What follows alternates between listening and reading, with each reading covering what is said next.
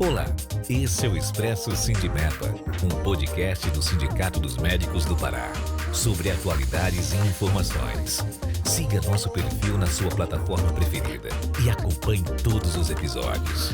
Olá, cafezinho na mão, vamos dar início ao nosso programa do Sindicato dos Médicos Expresso Sindimepa.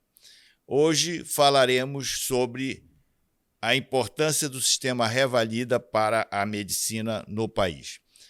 Para isto, eu trago o nosso convidado para os nossos 4 episódios, Dr. Valdir Cardoso, que é médico cardiologista, especializado na fisiologia do exercício, foi presidente da Federação Médica Brasileira, da Confederação Médica Brasileira, da Federação Médica da Amazônia, da FENAM, Federação Nacional dos Médicos, ex-vereador de Belém e membro da diretoria colegiada do Sindicato dos Médicos. Então, com toda essa experiência, ele vai participar dos nossos 4 episódios deste tema no mês de janeiro. Eu sou o Wilson Machado, diretor de comunicação do Sindicato dos Médicos. Dr. Valdir Cardoso, permita, pela proximidade e amizade de longo tempo, tratá-lo por Valdir. Por favor.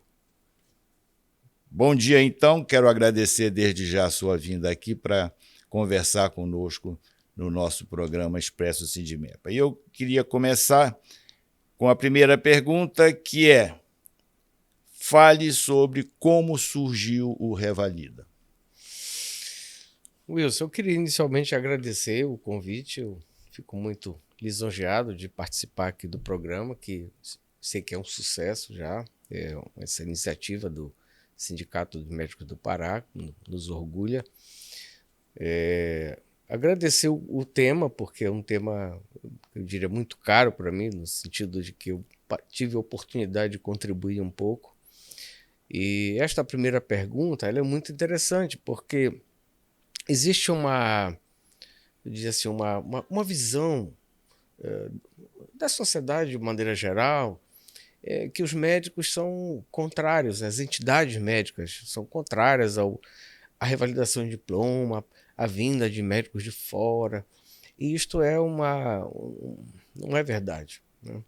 O Revalida ele surge a partir de uma iniciativa das entidades médicas, capitaneada pelo Conselho Federal de Medicina, para sermos justos,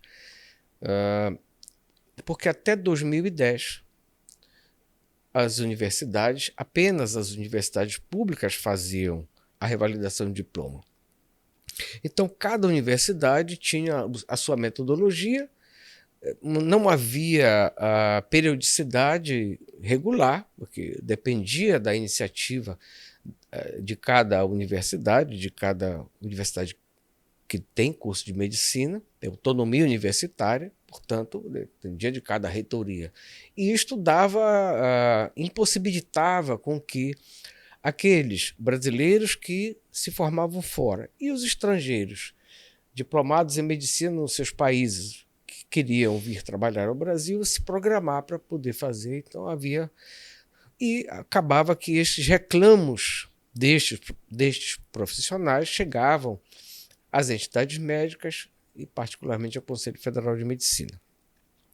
Então, desde a do início deste século, na primeira década de 2000, o Conselho Federal começou a fazer gestões junto com a FENAM, na época, e a Associação Médica Brasileira, mas nós só conseguimos ter sucesso efetivamente no segundo governo Lula, que começou em 2016, quando o ex-ministro Temporão assumiu o Ministério da Saúde. Foi o ministro que nós tivemos a melhor interlocução, as entidades médicas tiveram a melhor interlocução dentro do Ministério. Eu reputo isso como alguém que passou um bom tempo militando a nível nacional. Valdir, antes de falar depois do Temporão, antes disto, como é que os médicos se revalidavam para atuar no Brasil? Só nas universidades públicas? Qual era a periodicidade que isto acontecia?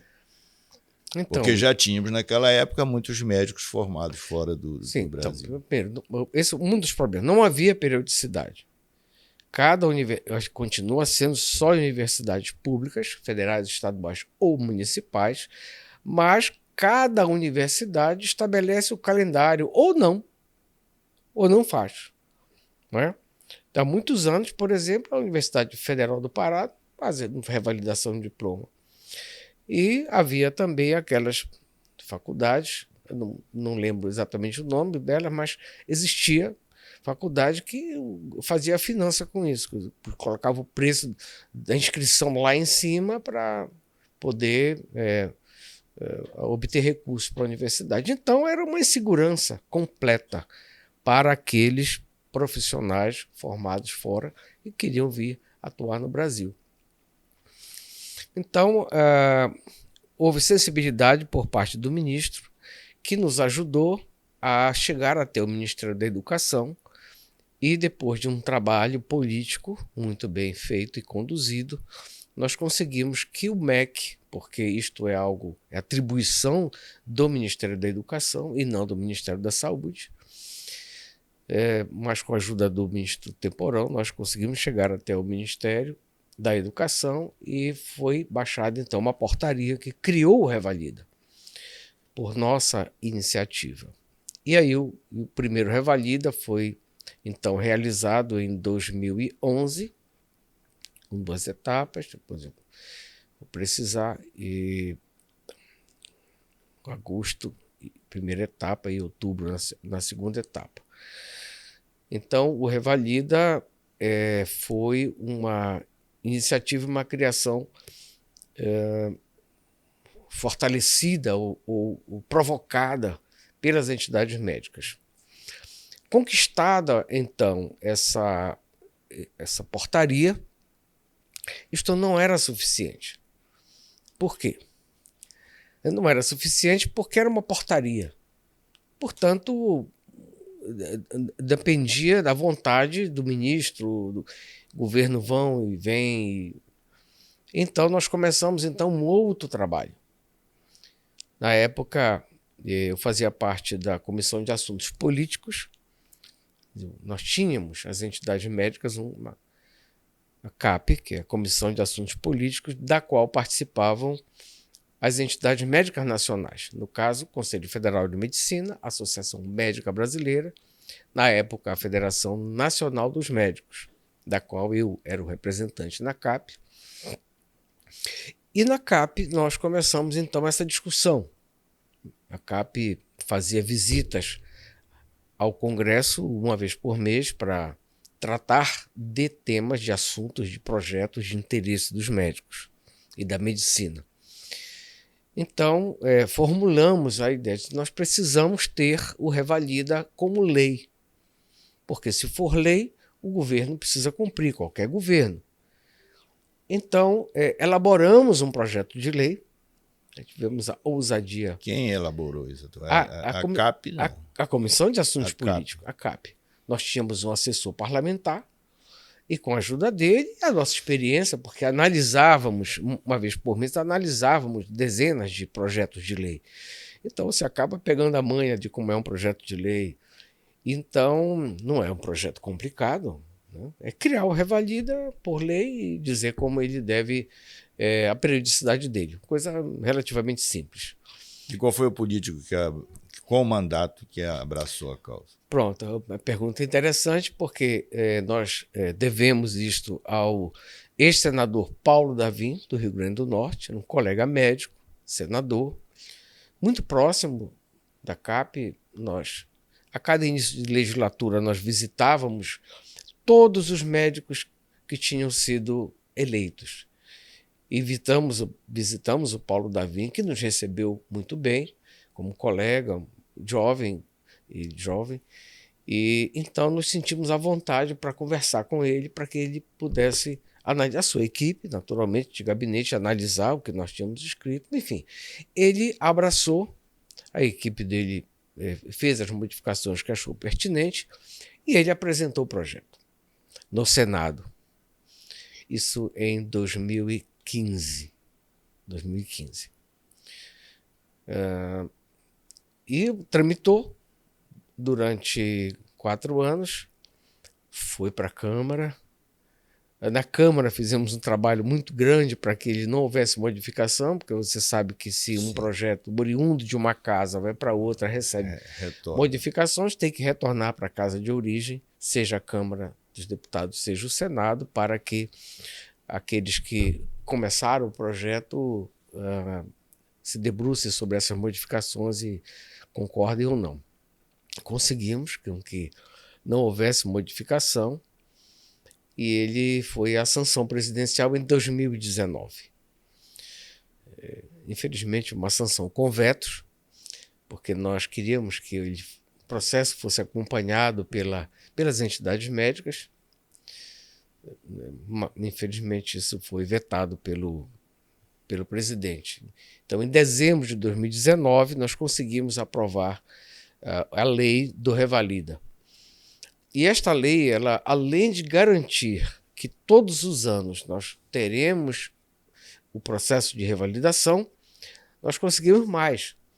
Nós conseguimos que seja feito 2 vezes por ano.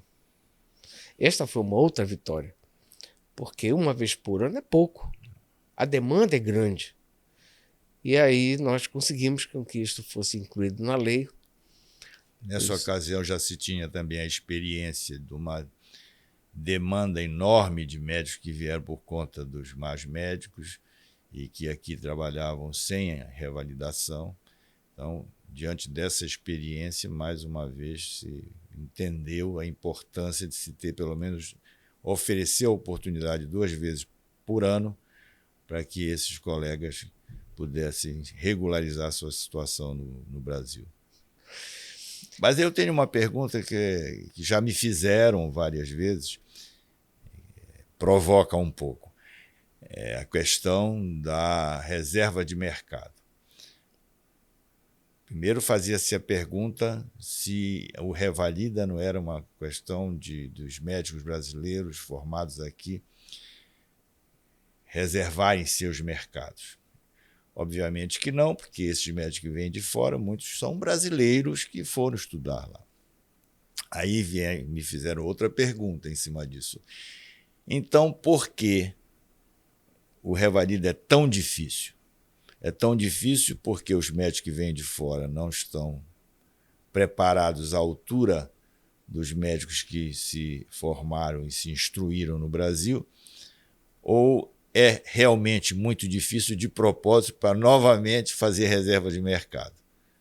Passo para você essa análise e responder para quem nos ouve, os médicos que nos acompanham, qual é a sua interpretação disto.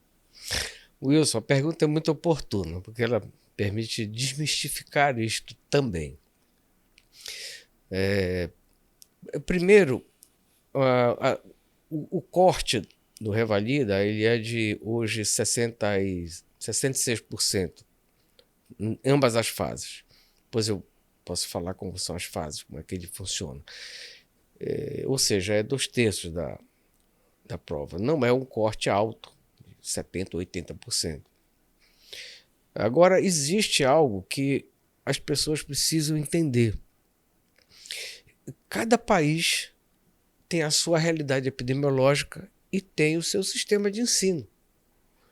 Então, a medicina que é ensinada e praticada no Brasil, um país tropical, é diferente de um país, por exemplo, gélido, como a Islândia, ou a Rússia, né, que tem os Urais.